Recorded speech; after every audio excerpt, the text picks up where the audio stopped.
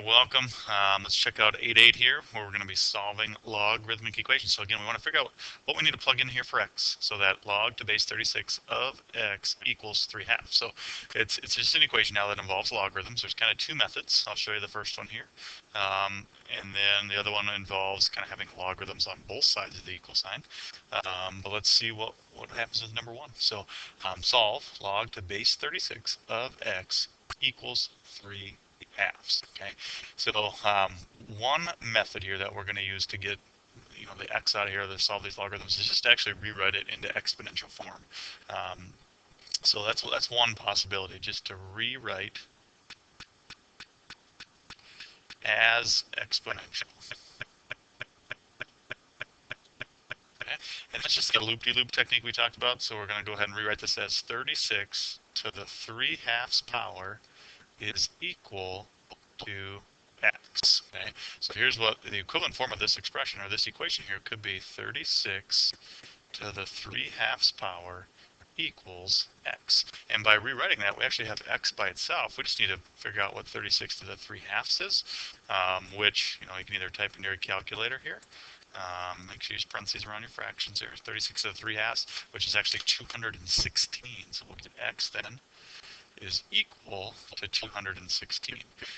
We could have figured that out. You remember 36 to the 3/2 just is some mental math here. Remember the bottom one is the root, so this is actually the square root of 36 to the third. And we know the square root of 36 is 6. 6 cubed then gives us the 216.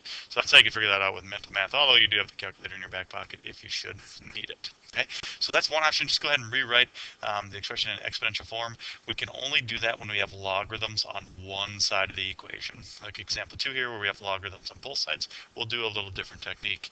And then when we see down here in example 3 and 4, kind of another example of like 1 here, where there's logs on one side, and this one has logs on both sides. But we'll get to those in a second here. Let's take a look at number 2. Here's method 2.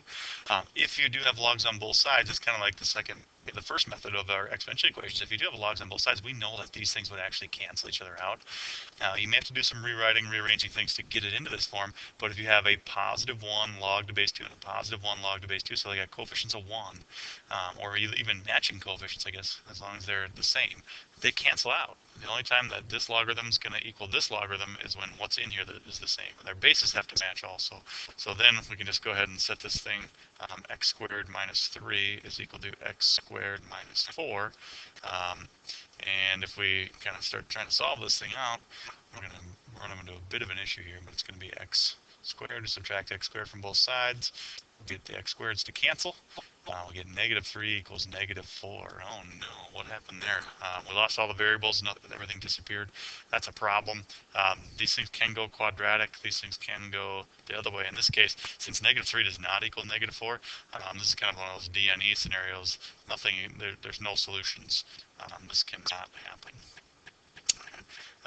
No solutions ever. There's no value of x that's ever going to make this side equal this side. Check out the next video for examples 3 and 4.